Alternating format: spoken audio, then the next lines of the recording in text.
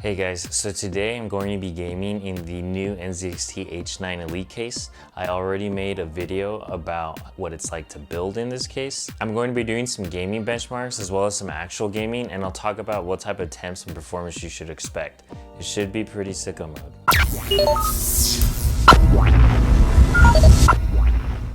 Before we get started, please like and subscribe. It really helps me out. If you have any video ideas, please leave them in the comments below.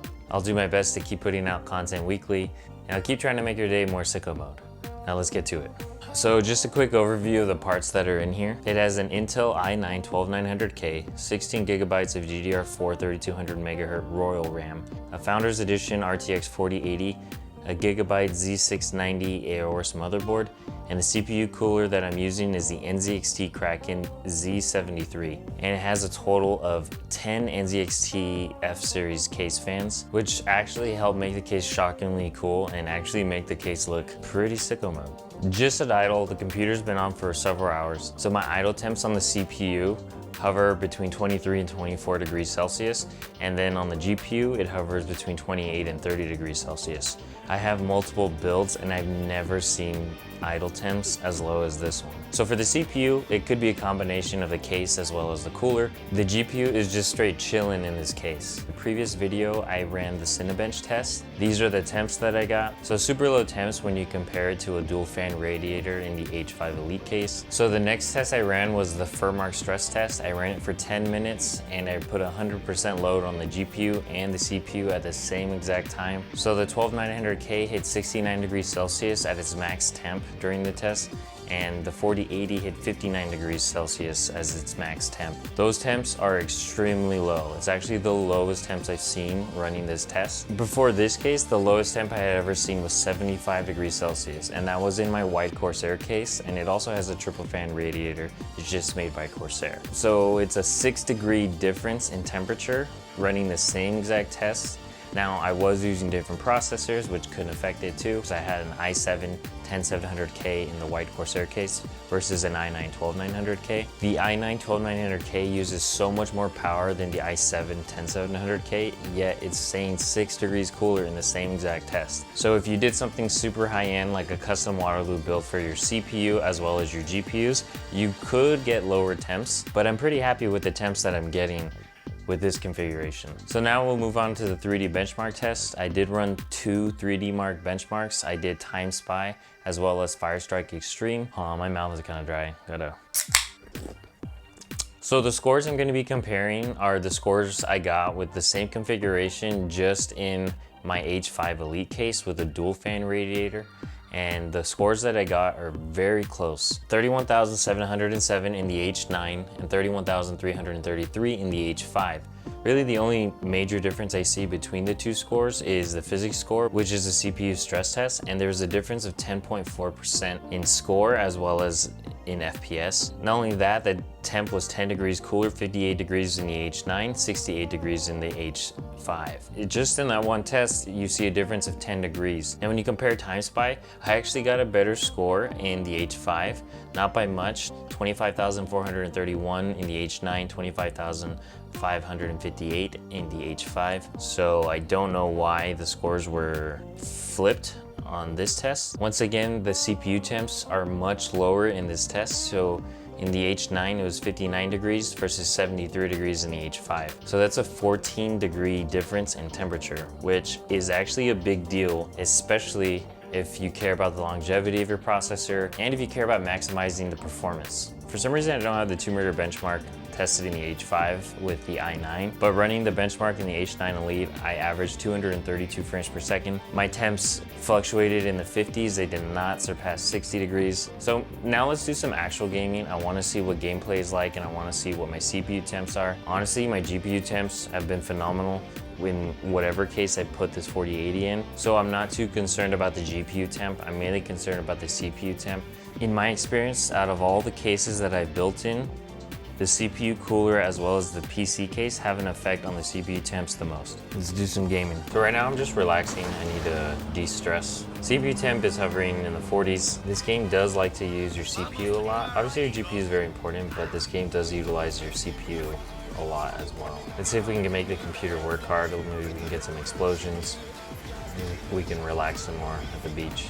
Yeah, so far my GPU has been the one that's been 100% load, and it's 49 degrees Celsius, 48, and that's also phenomenal.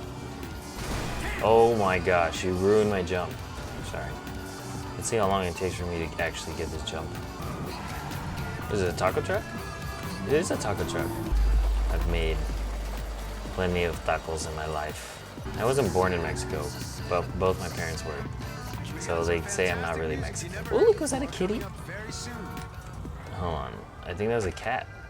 Look at that, it's a kitty. Get over here. Yeah, so far the gaming experience is pretty sicko mode. I'm just chasing cats. This is the life, man. Build a $3,000 computer so that you can chase cats in GTA 5. Dude, what the fudge? I'm super impressed with both GPU and CPU temps. My GPU is hovering between 48 and 49 degrees Celsius. It says it's at 100% load, which is very impressive. My CPU will go above 50 degrees Celsius, but it's not. 50 degrees is amazing for your CPU temps. Look at that. I wonder how long this cat's gonna go. Stupid. Drinking Starbucks. Just kidding. That's not stupid. I went to Starbucks today. So look, the reason why I'm chasing this cat, look, I think it has a cut on its back. Are you okay, kitty? Or is that just your pattern? I'm making sure this cat doesn't get run over. Dude, are you okay? You know, if my cat, no. If my cat was running, I would not be able to keep up with him. Dude, I don't get why this cat cannot jump the little curve. Oh, he just did. Sorry, I didn't like those sunglasses. Well, I'm at 50 degrees on the GPU. Like I said, this is super. Oh, dude, am I dying? I didn't even realize my health. I just passed out. Have you seen a cat? No? Have you seen a freaking cat? Okay, so far in gaming, my temps have been phenomenal. So neither my GPU or CPU temps have gone over 60 degrees Celsius. In fact, I think my GPU has stayed at around 50. My CPU temp, you're looking at low 50s. So yeah, I will have to say that overall this has been a very pleasant experience. Dude, where is everybody? They left the beach? Is it because of me? Everyone left, huh? What is this guy doing? Dude, what the fudge? Why are you working out like that? Do you need a spotter? Do you need a spotter, bro? I'll spot you. Oh, here you go. Hold on, I'm just trying to buy a soda. Dude. Yep, I'm dead. Well, oh, look, my GPU temp hit 51. It's the highest I've seen it. Overall, my temps for both GPU and CPU stayed in the 50s the entire time while I gamed. I also played Cyberpunk and Shadow of the Tomb Raider, and both those games had similar temps to GTA 5. In my last video, I stated that it is a very easy case to build in because there is so much space. It's a dual chamber case, so there's a lot of room in the back for cable management. You don't feel like you're crammed. I've also got the lowest GPU and CPU temps in this case. I don't think once out of any of the gaming or any of the CPU stress tests, I saw the CPU get above 70 degrees Celsius. That should give you a lot of wiggle room if you plan on overclocking your CPU or your GPU in this case. I do like how the Kraken has a customizable screen. I think it's a nice touch. The Royal RAM just makes it look even more sicko mode.